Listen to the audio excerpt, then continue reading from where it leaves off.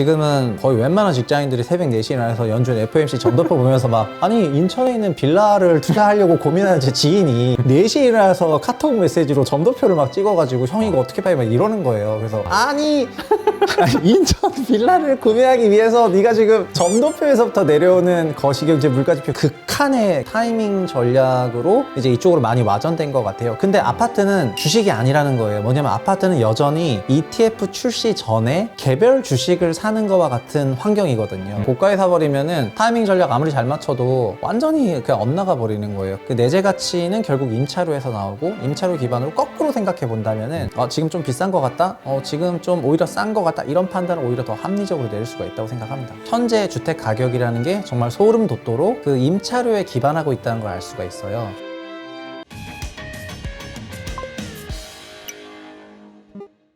안녕하세요. 이호석입니다. 오늘은 최상욱 작가님 모셨습니다. 안녕하십니까? 안녕하세요. 최상욱입니다. 네.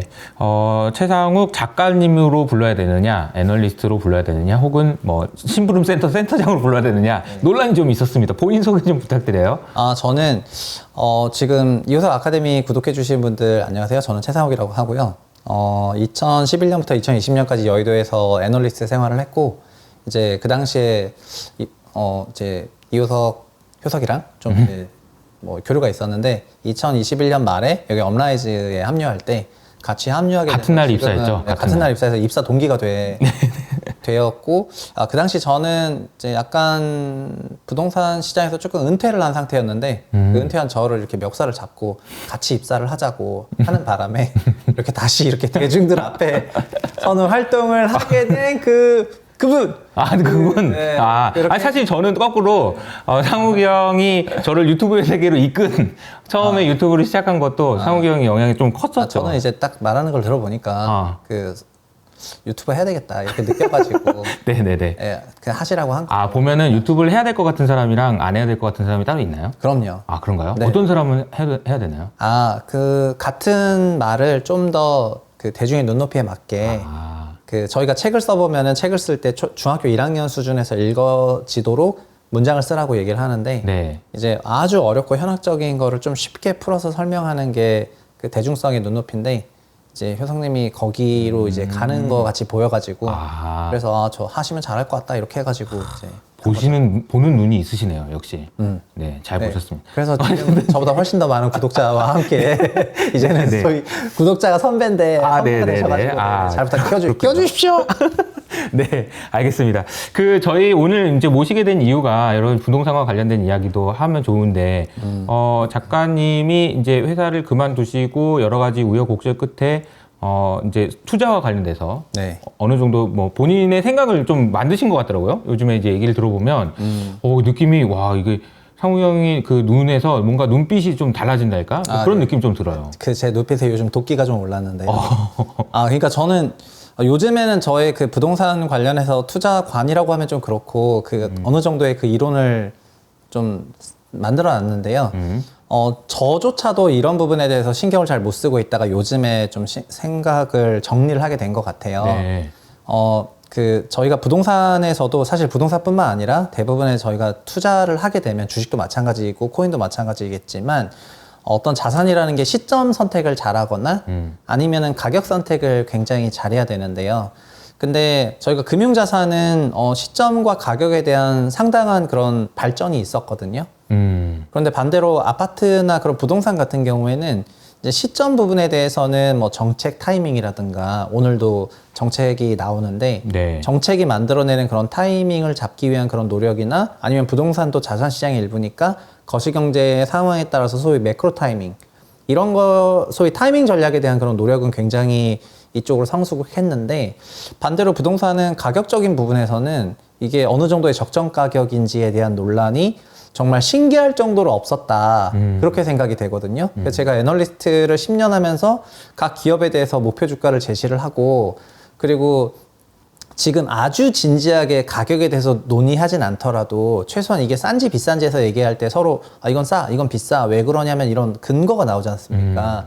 근데 아파트 같은 경우에는 뭐 싸, 비싸 그 근거가 별로 없고 이제 그냥 너무 가격 의존적인 그런 가격에 대한 판단을 잘 안 하다 보니까 좋은 시점을 잘 잡으셨는데도 불구하고 가격을 너무 잘못 잡아버려가지고 엄청 고생을 하시거나 아니면 굉장히 뭐 좋지 않은 시점이라고 생각하는데도 불구하고 정말 싼 가격에 잘 매수하면은 결국 성과가 되게 달라지는 걸 보면서 부동산에서도 이런 시점 전략이랑 가격 전략 두 개를 다 복합적으로 사용을 하는 게 좋은 투자 성과가 날 수밖에 없는데, 이 가격이라는 부분에 대해서 좀 어느 정도 그 소위 가치 평가하는 방식을 만들어야 되겠다 이렇게 생각이 돼서 최근에 이제 이런 거 어느 정도 정립을 하게 되니까 이제 가격 전략이랑 시점 전략을 다 같이 쓰시면 좋을 것 같다는 얘기를 좀 하게 되면서 제 눈에 갑자기 도끼가 올라오기 시작하게 된 거죠. 네. 사실 이제 그 작가님이 애널리스트 시절, 그리고 이제 저는 이제 매니저였을 때 네. 작가님 그 애널리스트이셨을 때 오셔가지고 세미나를 하면, 예를 들어는 뭐 한샘, LG 하우시스, 뭐 대림산업, 뭐 그러니까 건설업종 담당하셨으니까 얘기를 하다 보면은, 자, 매크로는 이렇게 되고, 뭐 지금 뭐 사우디에서 어떻게 되고, 가스가 어떻게 되고, 수없이 많은 얘기를 하다가 네. 마지막에 항상 얘기는, 그래서 밸류에이션은 어떻게 되는 거예요? 지금 얼마 정도 싸요, 비싸요? 뭐 이런 얘기를 마지막에는 항상 할 수밖에 없고, 그래야 그것을 통과해야만 매수 매도 결정을 하던 경험이 있었거든요. 네. 그러니까 주식시장에서는 그런 얘기를 굉장히 일반적으로 많이 하죠. 그러니까 이게 싸냐 비싸냐에 대한 밸류에이션에 대한 툴이 있고, 그리고 그 밸류에이션 툴에 대해서 사람들 간에 충분한 공감대가 있어서, 네. 그래, 너는 그렇게 생각해? 나는 이렇게 생각하는데, 이런 툴들이 있는데, 말씀하신 대로 가만히 듣고 생각해 보면 집에 대해서는 그런 게 별로 없었던 것 같긴 해요. 네, 집은 사실 요즘은 금융상품도요. 그러니까 과거에는 개별 주식에 대해서 접근해야 됐을 때는 개별 주식에 대한 가격 판단, 가격 고민을 어마어마하게 했어요. 기억하시겠지만 맞아요. 2013년 이전까지는 엄청난 고민들을 했어요. 근데 ETF가 등장하면서부터는 맞아요. 그 전체 바스켓을 살 수가 있으니까, 그러니까 ETF는 시장 전체를 살 수 있게 하면서 굉장한 편의성을 줬는데, 어떤 편의성까지 줬냐면은 이 가격에 대해서 크게 고민하지 않아도 되는 부분을 만들었거든요. 그래서 ETF가 등장하면서 여의도에서 애널리스트들 마켓이 이제 축소되기 시작을 해요.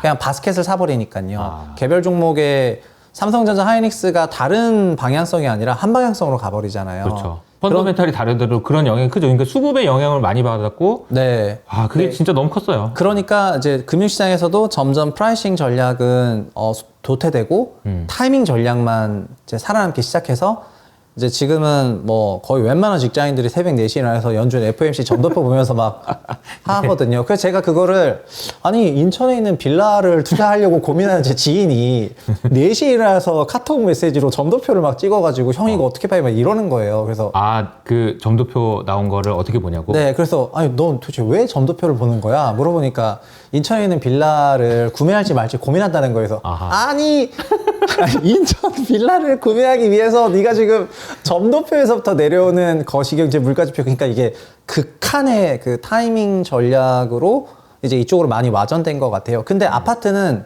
주식이 아니라는 거예요. 뭐냐면 아파트는 여전히 ETF 출시 전에 개별 주식을 사는 거와 같은 환경이거든요. 그래서 내가 아무리 타이밍을 잘 읽어도 마켓 전체를 살 수가 없단 말이에요. 맞아요. ETF가 없어요. 결국에는 개별 종목을 사는 것처럼, 이거 지금 EPS가 얼마야, 아니면 얘 적정가가 얼마야, 이 전개대로라면 어떻게 가는 게 맞아라는 이런 2010년대 ETF가 있기 전에 되게 그 빡빡한 애널리스트 마켓의 그 환경인데 너무 없다 보니까 이거를 이제 개발해야 될 필요성이 더더욱더 올라온 거예요. 만약에 아파트에 ETF가 있거나 한다면은 이제 이런 논란도 크게 안 해도 되는데, 지금 오히려 더 필요한데 더 없어지니까 더 문제가 많은 것 같다 이렇게 생각하게 됐습니다. 사실 집을 사는 결정을 할 때 우리가 생각을 해보면은, 야, 어떤 아파트 단지, 그래서 그 단지도 중요하지만 가가지고 야 이건 남향이야부터 시작해가지고 따질 게 되게 많고, 결과적으로는 개별 종목을 사는 것과 같은 네. 그런 영향이 있는데, 그럼에도 불구하고 저기 FOMC부터 시작해서 여기까지 내려오려면 너무 많은 게 있는 거죠. 네, 그렇게 내려왔는데 타이밍은 잘 골랐는데 엉뚱한 걸 살 고가에 사버릴 수가 있잖아요. 되게 내재 가치를 상회하는 고가에 사버리면은 타이밍 전략 아무리 잘 맞춰도 완전히 그냥 엇나가 버리는 거예요. 그럴 수가 있다 생각하고, 제가 요즘 유튜브 현장 답사 저희 채부심 채널에서 그 실거래가가 이제 하락한 그런 지역들을 많이 가고 있긴 한데 그 하락하는 과정에서 실거래 내역들 찍힌 걸 보면은 어떤 것들이 있냐면은 2020년 초에 샀어요. 예를 들면은 되게 타이밍 좋았다고 2020년 초. 네. 아, 그러면 그러니까 타이밍은 좋았던 거예요. 2020년 초에. 근데 아파트는 타이밍과 가격을 동시에 집행을 하니까 2020년 가격도 좋을 수가 있었겠죠. 근데 2021년까지 엄청나게 상승을 했다가 이제 요즘 내리기 시작하잖아요. 근데 얘가 어디가 내재 가치 수준인지 생각을 잘 못하니까 안 하니까 좀 무서울 거 아니에요. 그렇죠. 내려오는 거 보면 이게 절벽처럼 내려오니까 무섭죠. 네. 그래서 막 이럴 때는 어떤 현상이 발생하냐면은 막 밀어서 팔아버려요. 주식을 겁나서 이제 막 파는 것처럼. 아, 그럴 필요가 없는데. 네. 그러니까는 어느 정도냐면은 올해 5월에 그러니까 올해 7월에 매수를 했는데 아파트를 네. 9월에 팔더라고요. 트레이딩을 하는 건가? 아니 그러니까 거의 뭐 단타를 치시는 건가? 거의 뭐 1분봉. 1분봉. 아니 그러니까 이제 아니 그럴 수 있죠. 그럴 수 있는데 아니 뭐 사정에 따라서 그럴 수 있죠, 충분히. 예. 아니 근데 무슨 사정이 7월에 잠금 치고 9월에 그렇게. 저기 또 매도를 아, 칩니까? 뭐 옹호를 하자면 네. 그래서 사정이 있으셨겠죠. 사실은 그러니까 상당히 좋은 가격에 샀다고 생각되는 분들도 이런 부침 속에서 마음이 편치 못하고 이게 사실은 어느 정도의 내재 가치가 있다는 그런 컨센서스만 있으면 되는데 가령 예를 들면 저희가 금융시장이 붕괴를 하더라도 이제 그 과거 역사적으로 막 이런 얘기를 하지 않습니까? 그쵸. 그 코스피 PBR 기준으로 역사적으로 소위 트레일링으로 0.8배 정도 되면은 진짜 저점 가격이니까 진짜 지금 매크로 완전 다 개파인 건 맞는데 그때 가격 전략으로 전환하는 거잖아요. 그렇죠. 가격 전략으로 다 사라는 것도 아니고 뭐 진짜 조금 담아갈 수 있지 않냐. 시장을 뭐 분할로 조금씩 사는 거는 뭐 된다. 네, 그러니까 이게 충분히 가능하죠. 매입도 분산으로 대응이 되는데 이제 그런 가격 전략이 나오는데 아파트는 이렇게 내려가도 이 시점만 보면서 지금은 팔아야 될 시점인 거죠. 그러니까는 뭐 한도 끝도 없이 밀어서 파는 경우가 많이 발생을 해가지고 그래서 드리고 싶은 얘기는 저희가 그 아파트는 입지와 상품, 그러니까 부동산이라는 거는 토지와 건물로 구성이 되어 있고요. 저희가 집이라는 거는 그 토지와 건물을 동시에 사용하게 되는 건데요. 토지는 입지 환경을 가지고 있고 건물은 상품적인 특성을 가지고 있어요. 천세대 대단지냐, 뭐 커뮤니티 시설 어떻게 돼 있냐, 뭐 몇 층으로 돼 있고 몇 동이고 얼마나 조경 잘 돼 있고 브랜드냐 아니냐 등등 그 건축물 상품적인 특징이 있고 입지는 저희가 가장 잘 알고 있는 교통은 얼마나 좋은지, 교육 여건 얼마나 좋은지, 또 생활 편의 시설은 얼마나 잘 돼 있는지, 그리고 자연 환경이랑 얼마나 잘 조화로운지 이 네 가지 요소로 평가를 하고 그 건물은 또 실내는 어떤지 단지는 어떤지 이런 크게 두 가지 요소로 평가를 해서 6가지의 변수를 가지고 저희가 복합적으로 고려해서 최종적으로 임차료가 결정이 되거든요. 그러니까 그 부동산이라는 거는 그 건물을 내가 거주를 하든 아니면 그걸 제3자한테 빌려줘서 임차료를 얻든 그 얻을 수 있는 가치라는 거는 땅과 건물의 총합적인 가치인데 그게 시장 가격으로 임차료로 나타난다는 거예요. 그러면 그 임차료가 나타났다면 거기를 이제 자가와 임차를 생각을 해볼게요. 한 달 사는 건 월세고 1년 사는 거는 이제 연세가 되는 거고 그리고 연세를 그냥 2년 또는 2+2 하면 4년 정도 살 수 있는 거고요. 전세는 몇 년 살 수 있는지 아세요? 전세? 2년? 예. 근데 전세금이 크잖아요. 사전적으로 전세는 산술적으로 연세 20배 이상일 때 전세라 불러요. 연세의 20배? 1년치. 그러니까 월세 곱하기 12에 1년 월세에 20배 이상을 240개월 이상의 그 임차료를 저희가 전세라고 불러요. 그러니까 근데 이게 산술 20년이니까 실제 현금 흐름 할인한 거를 고려해 보면은 거의 40년치 현금 흐름을 통으로 묶어서 전세라고 불러요. 그러니까 정리하면 한 달, 1년, 그러니까 명목 20년, 산술 40년 정도, 실질 40년 정도 되는 거가 전세금이 되는 건데요.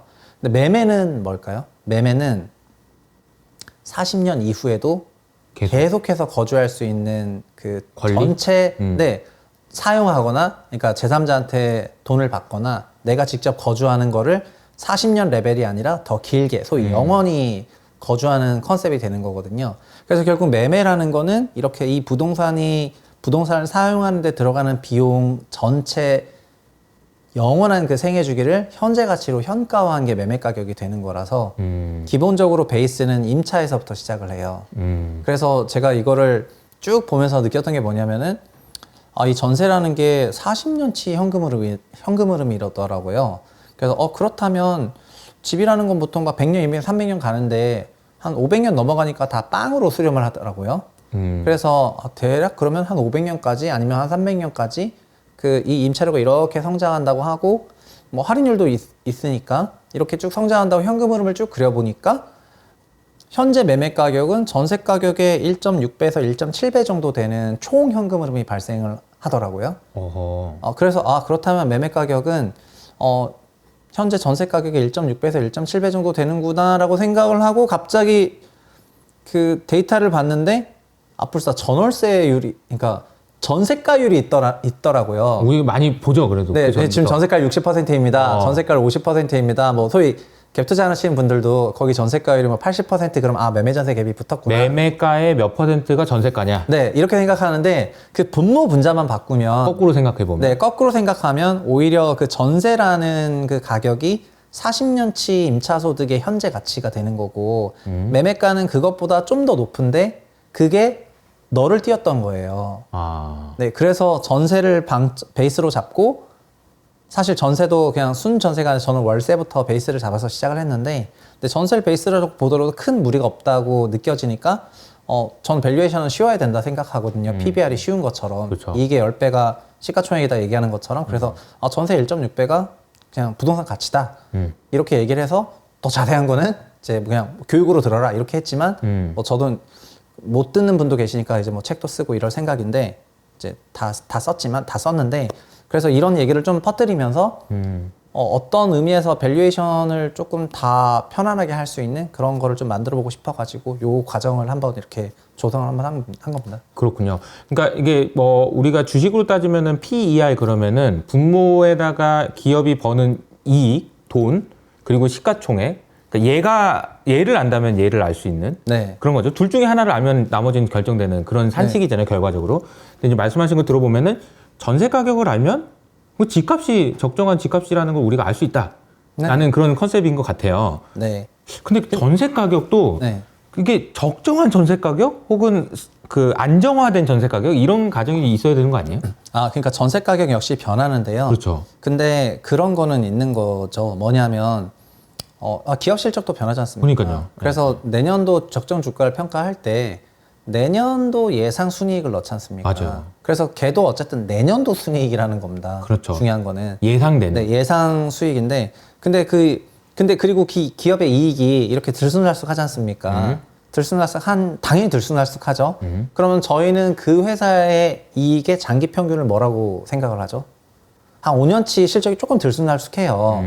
들쑥날쑥한데 그래서 산술적으로 그냥 5년치 평균 순이익을 넣는 경우도 있고요. 목표가를 할 때 왜냐면 1년 단위의 2년 단위의 크니까, 이익 편차가. 변동성이 너무 커지니까 그래서 막 이런 여러 가지 이런 요인들을 막 빼고 생각하기도 하고 영업이익은 좀 꾸준하니까 좀 영업이익 기준으로 영업이익에서 바로 법인세율을 빼가지고 노플렉 같은 세후 영업이익을 넣어서 좀 계산하기도 하고 아니면 그런 게 다 미국조차도 갭 기준이랑 난갭 기준을 막 얘기하면서 순이익에 살짝 이런 마사지를 하잖아요. 그런 비변동성 부분을 제거하잖아요. 근데 그런 걸 하는 근본적인 컨셉은 뭐냐면은 이 회사가 한 이 정도의 이익은 벌어들일 만한 앤데 이러면서 본질에 집중하는 거죠. 네, 그래서 임플라이드 순이익을 넣는 경우가 있잖아요. 변동성이 좀 높으면은. 그리고 극단적으로는 얘가 여기서 이 정도인데 설비 투자하고 뭣도 하고 뭐 되게 좋아져가지고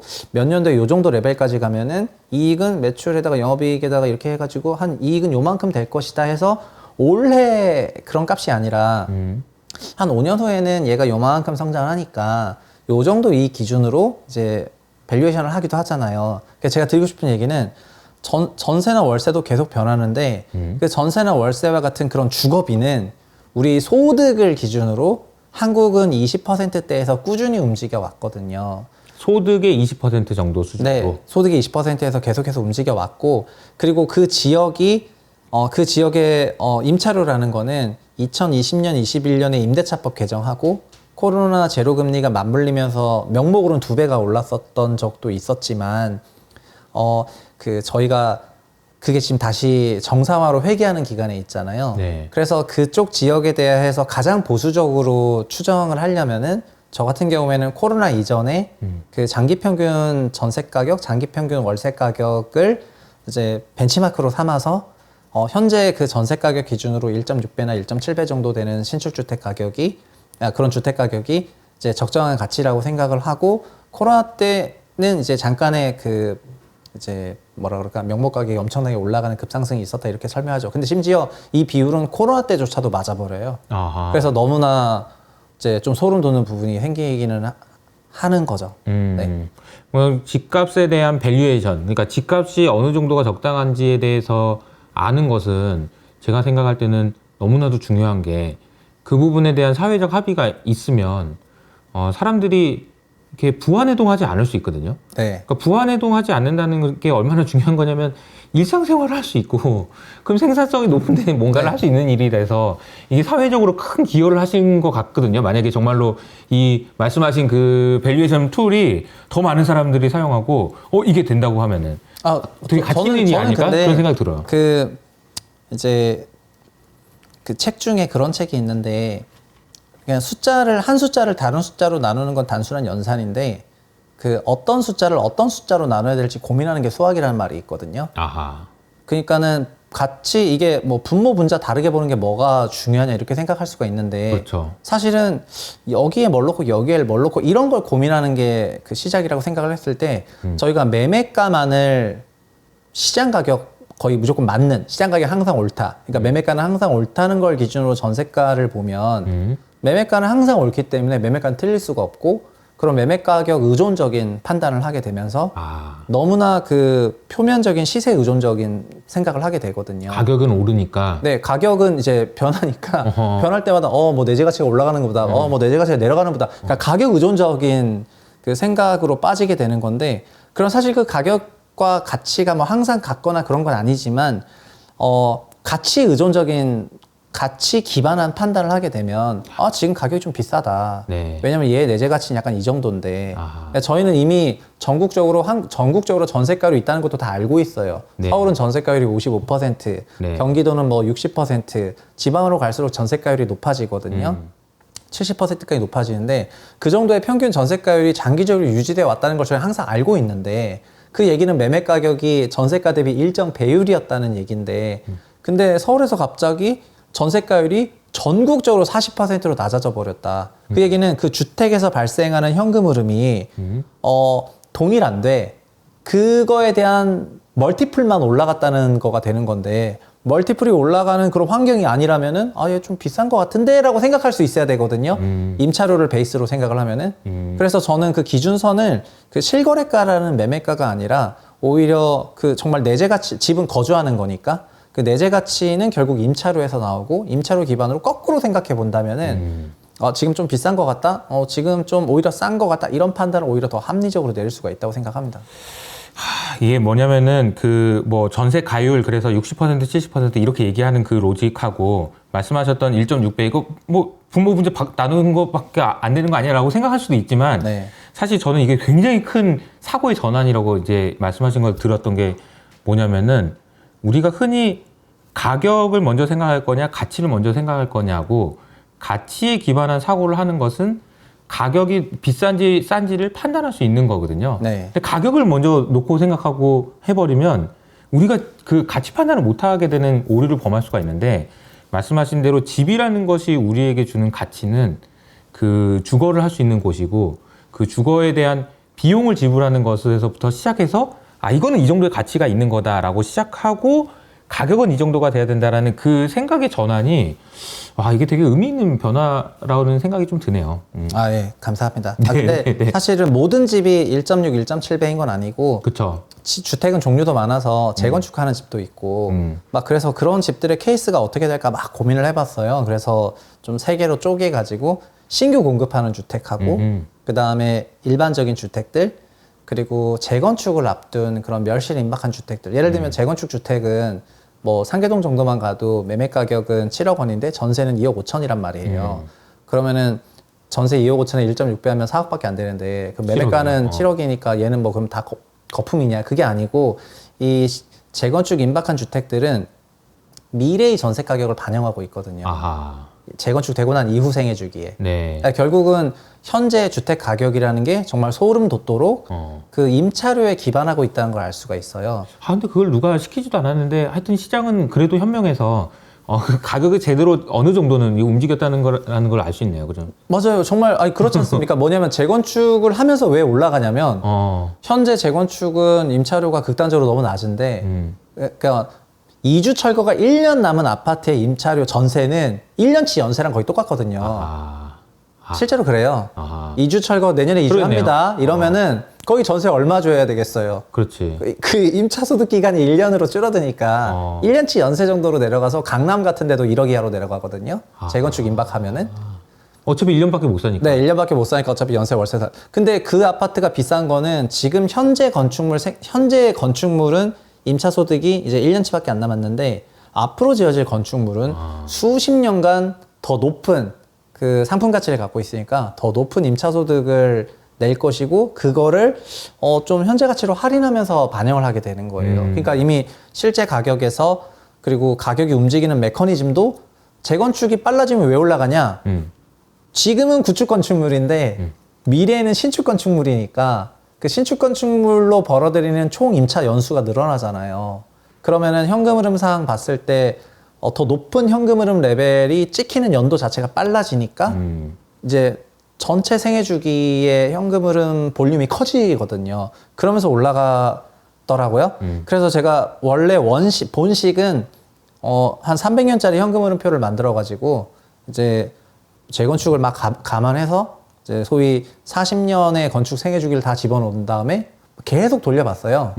계속 돌려보고 나서 쭉 느낀 게 뭐냐면은 그냥 전세 1.6배 하면 되겠다. 이렇게 해서 그렇게 얘기한 거고 재건축 아파트도 이제 그런 산식 같은 걸 하나 만들어서 얘도 이렇게 해서 하면 되겠다 하고 이제 좀 깔끔하게 정리가 되니까 이거는 이렇게 깔끔한 숫자가 떨어질 줄 몰랐는데 이렇게 좀 깔끔하게 떨어지니까 물론 그게 반드시 가격이어야 된다는 건 아닙니다. 네, 이 정도의 내재 가치가 있고 요 전체 풀 현금 흐름을 저는 주식에서 PBR 한 배로 불러야 되겠다 이렇게 생각해서 그 1.6배를 PBR 한 배 밸류에이션이라고 이제 생각하게 됐습니다. 밸류에이션에 대해서 이렇게 고민을 많이 하실 수가 있나 싶은 생각이 드는데 어쨌든 한번 좀 더 자세하게 들으려면 어떻게 해야 돼요?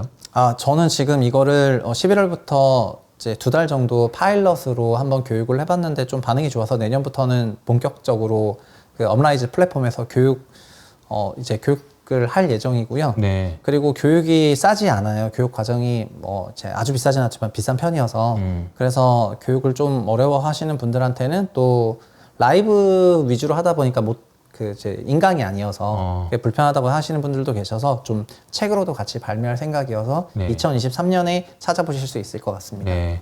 다양한 방식으로 고민하신 그 밸류에이션 방법에 대해서 이해하시면 우리가 집에 대해서 스트레스를 덜 받고 우리 일상생활을 할 수 있는데 도움이 되지 않을까 그런 생각이 듭니다. 네. 그러면 질문 하나만 더 할게요. 제가 어쨌든 매크로를 고민하고 하다 보니까 집값이 이런 식으로 떨어지면 경제는 도대체 어떻게 되는 건가 이런 걱정이 좀 돼요. 왜냐면 저는 집값을 보면서 이렇게 올라가다가 이렇게 떨어지는 그래프들이 호갱론을 보면 왜 이렇게 많아? 이게 전부 다 이렇게 떨어져 있어. 네, 요새 이걸 떨어지면서 이제 저도 막 불안한 마음이 들거든요. 그러니까 이제 얼마나 많은 분들이 불안하고 이러면은 내년에 경기는 어떻게 되는 건가 이런 고민을 많이 한단 말이에요. 아마 근데 그런 고민들도 같이 하셨을 것 같은데 그 얘기도 좀 해주세요. 네. 그러니까는 그런 얘기는 두 가지가 같이 좀 혼재되어 있는 것 같아요. 뭐냐면은 단순한 자산가액의 그 변화는 그 자체는 그 경제에는 임팩이 없어요. 그러니까 주가지수가 2,800 갔다가 2,400 된들 그 기업의 경제활동 그 자체에는 영향이 없잖아요. 근데 뭐에 영향이 있냐면은 예를 들면 주식시장이 침체되면은 신규 IPO가 줄어든다거나 이제 주식 관련 경제활동이 위축되는 것처럼 부동산도 부동산 자산가액이 하락을 하면은 그 분양을 포함해서 이제 건설 경기가 상당히 위축이 될 수밖에 없고 이게 이제 경제에 영향을 미치게 돼요. 그래서 그거를 그냥 같이 말하는 것 같습니다. 현재 기준으로는 미분양이 9월부터 4만 호를 넘어섰고 10월 정도 되기 시작하니까 4만 5천까지 넘어서기 시작해서 미분양이 1년 공급하는 주택의 10%를 넘어가기 시작하다 보니까 아하. 이제 미분양 좀 심각하다 이렇게 생각을 해서 건설 경기가 어마어마하게 위축이 되고 있거든요. 네. 그리고 건설 경기 이런 위축에는 자연스러운 주택 가격 하락이 기저에 있는 거고요. 그러니까 지금 집값이 너무 비싸고 돈이 없으니까 자산 가격은 내려가고 있는데 근데 매년 그 공급해야 되는 그 플로우 마켓이 이제 여기가 엄청난 영향을 받는 거죠. 그래서 저희가 전체 스탁형 그 자산 총액에 대해서 이 변화 자체는 별 임팩 없는데 이걸로 이제 한 쿠션 치고 이 플로우가 완전 붕괴했고 그래서 이 건설 경기가 위축되는 만큼 경제 지표에 영향을 줄 거로 생각하고 있습니다. 그냥 막 단순히 이렇게 되는 것만 보고 그 판단 그냥 다 망하나 보다 이렇게 생각하기보다는 네. 건설 경기에 이게 영향을 주는 걸 생각을 해야 되는데 사실 건설 경기가 안 좋다는 것도 경제 좋은 건 아니고 이게 얼마나 영향을 저희 줄지는 GDP에 건설이 이제 그래서 10%대를 차지하고 있을 정도로 적지 않은 비즈니스인데 그리고 이쪽이 좀 안 좋다는 것 자체가 우리나라 성장률이 안 좋은 내용인 건 확실하고요. 그렇죠. 그리고 지금 기존 자산시장 전체 가격 조정이 그 가격 조정이 문제가 아니라 네. 그러니까 이걸 이제 문제라고 보시는 분도 있겠지만 그 자산을 형성하기 위한 자산 자본 부채가 있지 않습니까? 그렇죠. 그 부채에 대한 이자비가 늘어나니까 금리 때문에 이자비가 늘어나니까 저희 소득에서 이제 이자비 부분이 너무 커져가지고 그래서 결국 다른 부분 소비도 위축이 될 거 아니에요. 그래서 금리 올라간 거 자산 가격은 내려왔지만 금리가 올라갔기 때문에 요 자산을 구축하는 데 들어가는 대출 상태에 따른 이자비가 너무 늘어서 그 이자비 늘어난 부분에 따른 소비 위축이 있는 거고 그리고 신규 그 플로우 마켓으로 가면은 이제 신규 주택 건설 공급하는 이쪽이 엄청나게 위축될 거라고 생각을 하니까 이거는 GDP에 뭐 현저한 마이너스를 주겠죠. 그래서 정책은 거의 반드시 시장을 살리기 위한 대책을 정부가 낼 거라고 생각을 하고 있고 어떻게든 살려야 돼요 지금. 심리도 너무 많이 위축이 돼 있어가지고. 네, 그냥 전 세계적으로 엄청나게 살리려는 노력을 할 것 같고 다만 이 시작이 네. 금리 때문에 시작을 했기 때문에 결국 금리가 뭐 정말 상당한 수준에서 조정이 일어나지 않는다면 살리기 위한 그런 과정도 좀 험난할 것 같긴 하거든요. 그래서 여러 대책, 뭐 세금 대책부터 시작해서 상당한 부동산 대책들이 많이 나오긴 하겠지만 위축이나 이제 건설 경기 침체를 막기는 조금 어려워 보인다 이렇게 생각하고 있어요. 네. 그런 거를 또 알고 있어서 또 더 강력한 정책을 내놓는 거 아니에요? 그래도 안 될까요? 어떻게? 맞죠. 정책이라는 게 그러니까 처음부터 막 정책을 내놓으시는 분들도 네. 이게 이렇게 해가지고 쉽지 않을 것 같은데 그냥 이렇게 조금씩 하다가 결국은 또 뭐 경기도 못 살리고 이거 아무것도 안 되는 거 아니야? 그래서 세게 또 나오는 거 아닌가? 예. 그게 저는 요즘 깜짝 놀란 게 우리나라 부동산 대책이라는 게 67년부터 계속 정책이 발표가 되어 왔었는데 시장을 살릴 때는 막 부양책을 쓰고 네. 시장이 너무 과열되면 안정화 정책을 썼거든요. 그걸 저희가 규제라고 부르고 있고요. 네. 근데 그 안정화 정책이든 활성화 정책이든 꽤 오랜 기간 썼거든요. 뭐 이명박 정부 때 2008년 글로벌 금융위기를 극복하는 과정에서도 08년, 09년, 10년, 11, 12, 13, 14, 15년까지 몇 년도야 이게?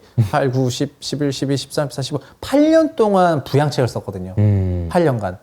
그래서 2015년에 살아나니까 16년 11월부터 안정화 정책으로 턴어라운드 해서 16, 17, 18, 19, 20, 21, 22년 상반기까지 7년 동안 안정화 정책을 썼거든요. 그러니까 매우 길게 썼다는 겁니다. 근데 지금 정부가 9월부터 돌았었어요. 이번에. 네, 9월부터 수도권 제외한 비수도권의 규제 지역을 전부 해제하는 게 9월 26일 정도에 발표를 했고 그 다음부터는 뭐 10월 말에 청약제도 바꾸고 그 다음에 추첨제 같은 거 동시에 발표하고 또 대출 중단 정책도 그러니까 10억 초과 주택에 대한 대출 규제가 있었는데 그것도 다 풀어주고 그 다음에 분양 시장이 약간 위축될 것 같으니까 건설 경기가 죽으면 GDP에 영향을 주잖아요. 네네. 그러니까 이쪽이 무너지기 시작하니까 정부가 대책 내기 시작해서 12억, 9억 분양가 9억 기준 중동대출 9억 넘어 안 나왔는데 그거 12억으로 늘려주고 막 이러면서 엄청나게 썼다가 12월 6일 정도 되니까 수도권에 있는 규제 지역도 다 해제하고 서울이랑 광명, 과천, 하남, 성남만 남기고 다 풀고 그 다음에 계속해서 규제 완화책을 내더니만은 오늘은 이제 뭐 다주택자를 주택시장에 대거 유입하기 위해서 또 상당히 쏟아내더라고요. 그래서 정부가 원래 이런 스탠스는 아니었는데 그 바뀌는 속도가 너무 급격하니까 소위 아까 호갱노노 가격 차트 같은 그런 그 시장 온도가 완전히 그냥 수직 낙하하니까 그러니까 여기다 발 빠르게 대응하는 그 속도 자체도 이렇게 빠른 속도에 9월부터 12월까지 내는데 네, 정말 어마어마하게 가파른 속도로 내더라고요. 그래서 진짜 이 속도로 간다면은 그치만 시장은 금리 때문이기 때문에 완전 돌아서진 않을 거 아닙니까? 그럼 내년에도 계속 부양책 낼 거 아니겠어요? 네. 그래서 내년에는 부양책 진짜 쌓이겠다. 이런 생각이 되게 많이 들어요. 그러니까 정책적인 차원에서는 집을 사도 좋은 쪽으로 계속 가고 있는 거긴 한데 네. 매크로나 이런 쪽에서 이제 금리나 뭐 이런 쪽 경기 전체적인 세계 경기나 이런 거 생각하면 아직은 아닌 것 같고 막 이런 이제 혼란스러운 상황이 있겠네요. 그러면. 그래서 가격과 정책을 같이 비교하시면 좋을 거라는 말이. 그러니까 더 가격을 봐야 되겠네. 네네. 그러니까 정책이 나와서 정책을 보면은 나도 이제는 좀 사도 될 수 있을 걸 고려해야 되는데 뭐 이런 생각을 드는데 가격을 고민하지 않으면 안 되는 그런 상황이겠네. 네, 저희가 이제 현장 답사를 가는 사이트들이 경기권을 많이 가는데요. 경기도 주택들이 최근에 하락폭이 엄청 커요. 네. 서울하고는 비교도 안 되죠. 서울은 실거래가 기준으로 6% 빠졌지만 그 부동산원 발표 기준으로 경기도는 웬만하면은 8, 9%고 이제 뭐 이제 더 의왕이라든가 더 많이 빠진 데는 10%대 이상 대전 세종만큼 빠졌거든요. 대전, 세종, 대구, 인천 이런 데가 정말 많이 빠진 데고 9억 4천 갔던 게 5억 2천 되고 뭐 이런 분위기예요. 9억대가 4억 7천 되고. 근데 거기 전세는 3억대였어요. 근데 3억대일 때 9억까지 간 거는 전세가 대비 3배로 올라갔던 건데 지금 3억대 대비해서 4억 5천 된 거는 전세가에 한 1.6배 들어온 거니까 이제 어느 정도 그냥 합리적인 가격대까지 왔거든요. 물론 여기서 더 밀릴 수도 있지만 얘가 여기서부터 여기까지 그 내린 거를 생각하면은 그 전체 명목가의 기준으로는 상당한 조정이 있었는데 여기서부터 사람들은 지금 타이밍이 안 좋으니까 이거는 지금 사는 게 좋은 타이밍이 아니야 라고 해버리면 반대로 꽤 적당히 살만한 가격대에 들어왔는데도 안 사버리는 우를 범할 수가 있다고 생각하거든요. 근데 집을 사실 때는 이제는 뭐 투자로 돈 벌어야겠다 이렇게 사시기보다는 그래 내가 한 달 살까? 1년 살까? 2년 살까? 20년치를 어느 정도 디파짓하고 산다고 생각을 할까?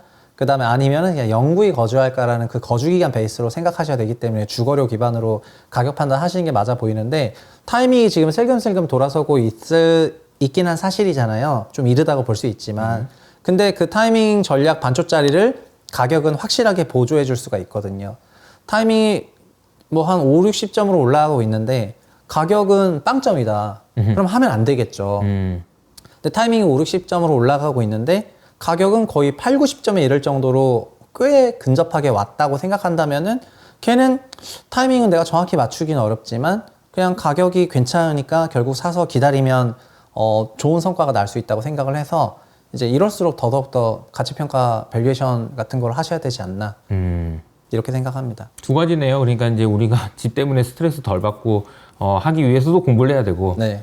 좋은 의사 판단. 이게 반드시 집을 사느냐 아니면 파느냐 이런 것도 중요하지만 앞으로 집이라는 것을 우리가 어떻게 생각하고 살아가느냐에 대해서도 알기 위해서는 결과적으로는 밸류에이션, 가치, 가격 이런 고민들을 반드시 해야 된다. 네. 부동산에서도. 네네. 저희가 둘 다 이제 유튜버인데 이 유튜브가 활성화되던 시기는 이미 ETF가 너무나 세계화된 시점이어서 그쵸. 가격 전략에 대한 고민을 한 사람이 없는 상황이에요. 근데 저희가 금융시장 처음 갔을 때는 ETF가 없던 시절이었어가지고 그 개별 기업에 대한 그 막 모델 달라고 맞아요. 막 그랬었잖아요. 맞아요. 그 다음에 보고서 보면 뒤에 항상 밸류에이션 테이블이 있어가지고 나는 이렇게 밸류에이션을 했고 뭐 SOTP 썼고 그다음에 뭐 등등 각각의 밸류에이션 방식을 막 쓰면서 이렇게 제안을 했고 좀 신박한 얘기하면은 너 어떻게 이렇게 가치평가했냐 이러면서 막 서로 얘기도 했었는데 이게 전부 다 이 마켓을 살 수 있는 ETF의 등장과 함께 가격 전략이 사라졌거든요. 사실 가격 전략이 사라진 순간 타이밍 전략만 있으면 되고 더 좋은 타이밍을 보기 위해서 이 부분만 공부하면 되는 게 금융시장은 맞을 수도 있는데 근데 아파트는 아니라는 거지 않습니까? 그러니까 아파트에 더더욱더 가격 전략을 제시하는 게 맞는데 아파트도 점점 타이밍으로 가는 이 세태가 이게 좀 안 맞는 것 같다. 이상하다. 아까 네. 말씀하셨던 네. FMC를 보시는 이건 진짜 이상한 것 같다. 그래가지고 오히려 그냥 타이밍은 적당히 무시하더라도 거의 가격 전략을 잘 수립하는 것이 그 좋을 수 있는 방법이라고 생각하는 걸 꼭 말씀드리고 싶고, 그러니까 유튜브를 보시면서 저희가 부동산 정보도 수치를 하는데 네. 여기서 어떤 식의 그 전략을 제시하고 있는지를 생각해 보시면 이 두 개의 기준만으로 얘가 지금 나한테 좋은 시점을 알려주고 있는 건가? 좋은 가격대를 알려주고 있는 건가? 그런 것만 고민하셔도 좋은 의사 판단이 되지 않을까 싶습니다. 알겠습니다. 오늘 최상욱 작가님과 긴 시간 동안 얘기를 나눴는데 원래 생각했던 것보다 훨씬 더 오래 얘기한 것 같아요. 예, 죄송합니다. 얘기를 하다 보니까 근데 말씀을 너무 그러니까 저는 이런 느낌이었어요. 진짜 고민을 많이 하셨나 보다. 이게 밸류에이션이라는 거를 이렇게 고민하지 않으면 나올 수 없는 얘기들이 정말 많이 나왔지 않았나 그런 생각이 듭니다. 오늘 함께 해주셔서 감사드리고요. 다음 시간에 또 찾아뵙도록 하겠습니다. 감사합니다. 감사합니다.